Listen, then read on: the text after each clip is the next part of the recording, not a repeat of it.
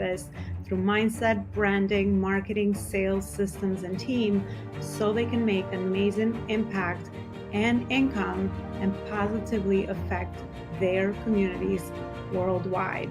Ensure that you are sharing this show, you're subscribing, and you also are leaving us a review so we can create more amazing content around those areas to help you level up to the next level and also bring amazing guest experts that can share their knowledge and expertise with you so that you can create amazing legacy.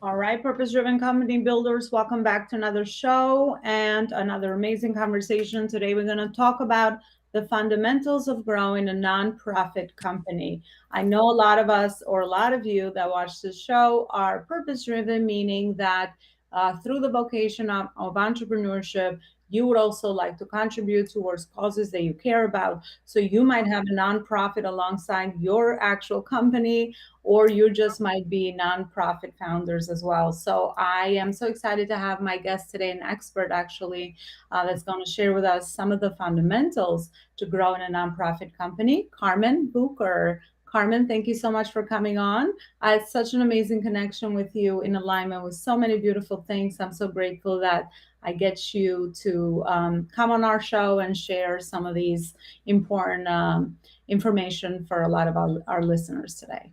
Okay, thank you. Thank you so much. Thank you for coming in. So, Carmen, can we maybe start with an introduction? Can you share some of the most meaningful moments that led you to the work you're doing today? Okay, yes. Well, I have my own business consulting firm called Comfy Perfect Professional Services, and we're located in Maryland, but we have clients in different states. So, what I do specifically is I establish corporations, LLCs, and a lot of nonprofit organizations.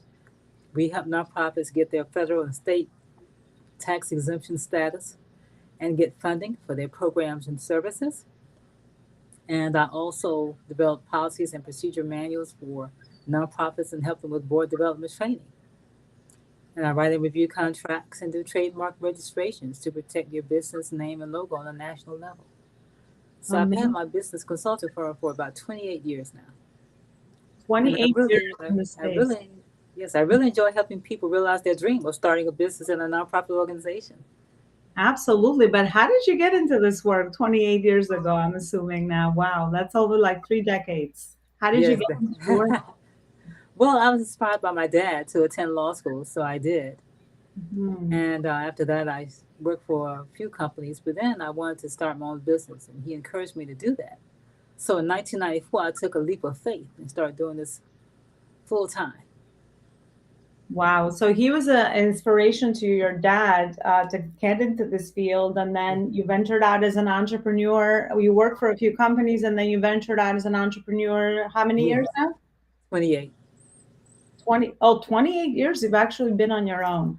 Yes. That's beautiful. That's impressive. I will definitely ask you for some advice for other entrepreneurs on, lessons you learned as an entrepreneur, but also some success tips. So I think that's very insightful that you've been in this journey for over 3 decades.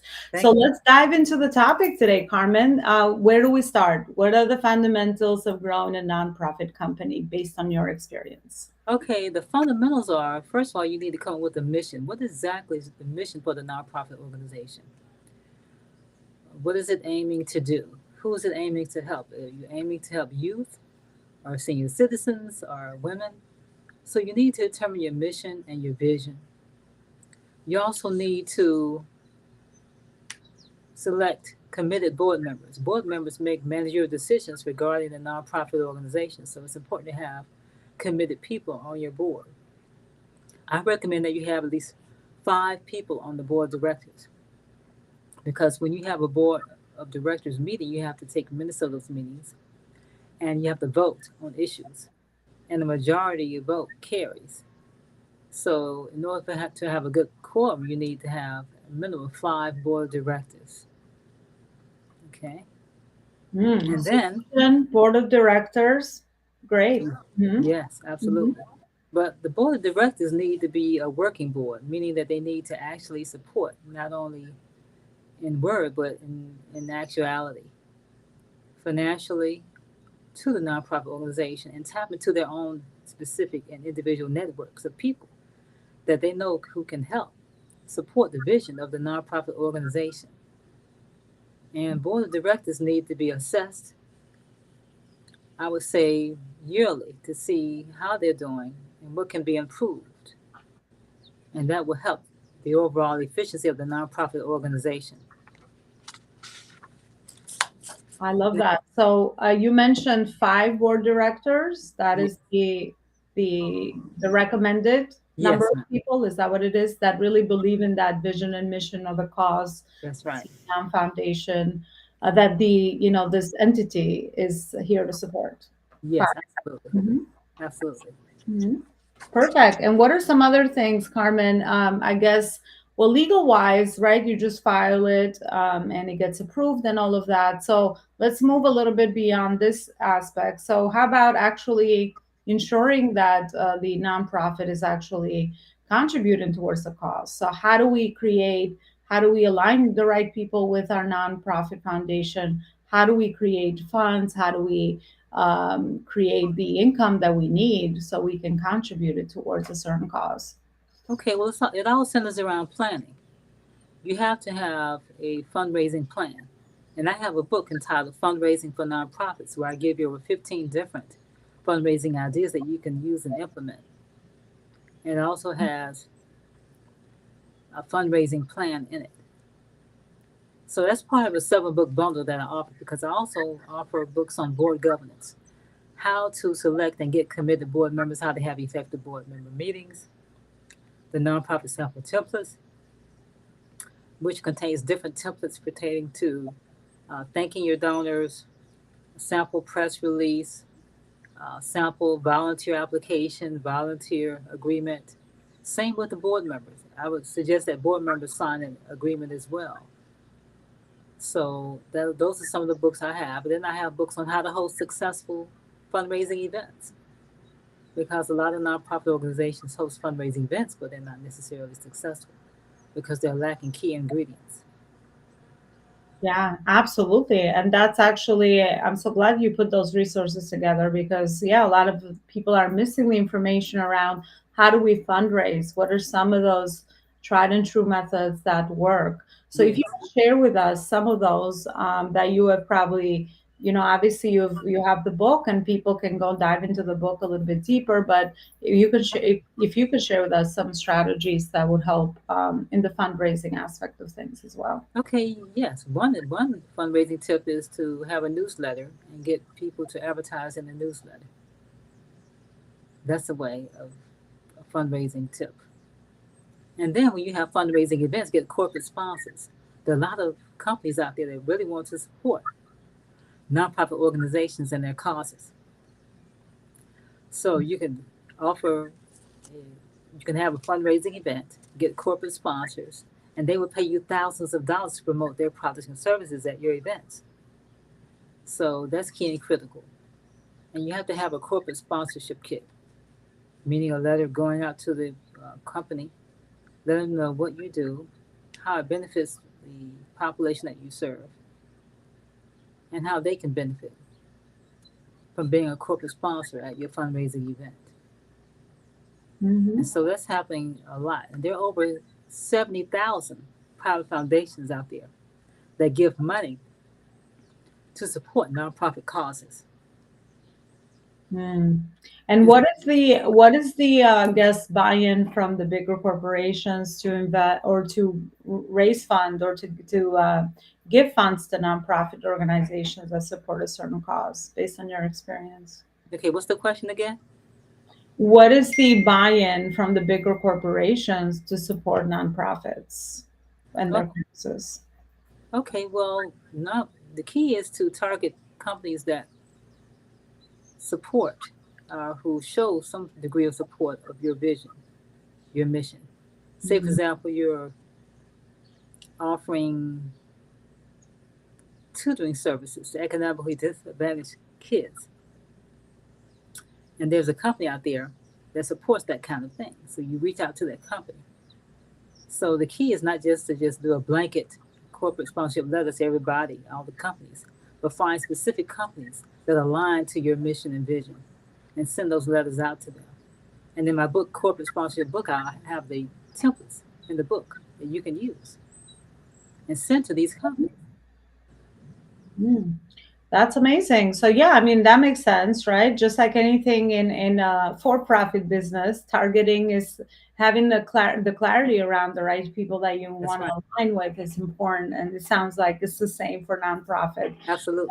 uh, alignment as well. People that are already contributing towards those causes, so finding those companies that would be able to support.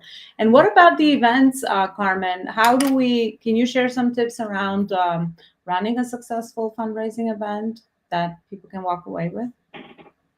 Okay, well, first of all, you need to see how much money you want to put toward the fundraising and how much money you're trying to raise. So that's definitely key in your budget. Then you need to also use people who can help facilitate the fundraising process, whether they're volunteers or consultants. You can also use a tactic of raffle. If someone, you can raffle off a TV or a computer or an iPhone, for example, to get people involved and motivated. So those are Mhm. some things, but I could go into greater detail, of course, in the books. So people can go to my website, compyperfect.net, and click on the nonprofit book bundle and get a lot of good comprehensive information. Absolutely. We'll definitely drive people to your books as we raise more awareness and education around this for sure. And my other question for you, Carmen, would be around I know we have a lot of, well, I have the same thing going on where I have a for profit, my company that Mm-hmm. generates revenue, and then my nonprofit. How Mm-hmm. do we align both companies together? Or is there a way to align both companies together so that we are actually putting in the right energy for to grow both alongside each other so that it really feeds into the mission of the nonprofit, but also into the vision and mission of the for profit? Do you have any tips for that? Okay, yes. Well, first, you need to have two separate entities, a for profit and a nonprofit, and keep separate records, bank accounts, the whole 9 yards. You cannot commingle funds. Now, a for profit business can support any nonprofit organization that they desire to do so, and it would be a business deduction write off on the corporate taxes of the entity, or the business taxes. It may be an LLC. So that can be done. So you have a for-profit and a nonprofit organization, so you can funnel funds from your for-profit into your nonprofit organization. But you need to have an actual fundraising plan in order to be your nonprofit to be sustained financially for the short term and long term. So if that's not in place, that needs to be done immediately. Mhm. And then you're going to revise it as time goes on because your goals are going to change over time. So the key is to have a written plan, look at it, revise as needed, and continue to move on and move forward. Yeah, it seems like clarity on the alignment for both, how to actually align both of them, but also have a clear strategy for the growth of both companies. Sounds like because it is Yes, two entities and two companies, so that makes sense. yes, that's But right. yeah, being clear about each of those is very helpful as well. Well, thank you so much, Carmen. I really appreciate all the information that you gave a lot of the entrepreneurs and CEOs that listen to the show. And I had that final question for you. If you can share one lesson that you have learned in building your company and also one success tip for someone listening today. Okay, yes, it's very important to have a written marketing plan and reach out to people who will support your organization. Me personally, I have established a lot of referral partnerships, and that's key and critical in terms of marketing and getting out there, exposing your company, and getting clients. So that's a great tip that I would like to share with people. Mm. Reach out to your connections and refer them to people within your network that can use their services as well. So it'd be a win-win situation. Yeah, definitely great tip. It takes a village, right? So Yep. having referral partners around you is really important as well. Yes. Mhm. Love that. Well, thank you so much, Carmen, again. And where is it that people can find all these resources you mentioned, your books and everything? Okay, yes, they can go to my website, which is COMPU, CompuPerfect.net. That's CompuPerfect.net. All right. Well, there you go. You have the website right on the bottom, and all the books are found there. I'm definitely going to go check out and get a few of your books as I also ensure that my nonprofit is also growing daily with all the amazing mission and the work that we do. And I want to thank you for your time and all the information that you shared with us. Thanks so Thank, much. thank you. And I will see you next time with another amazing guest and interview. You know where to find our show, all our social media channels, also major podcast platforms. Thanks so much for tuning in. I'll see you next time. Bye, everybody. Okay, bye bye. Company, and we care about doing more good in the world and serving our global communities. Our foundation, the Life School Mission Foundation, serves young girls and women that don't have access to technology, that don't have access to education that they need, and also are living in toxic environments, get more resources around those areas of self leadership, entrepreneurship, and entrepreneurship. Please help support our foundation by donating so that we can support more amazing souls. For every client or student that comes through the Life School, we pay back the same service. We give that back to one young woman or young girl so that we can help support them in those three areas. If you like to make any donations, check out our website at Elona / the Life School Mission Foundation, or send us an email at lifeschoolmission@gmail.com. We appreciate your support in this very important cause.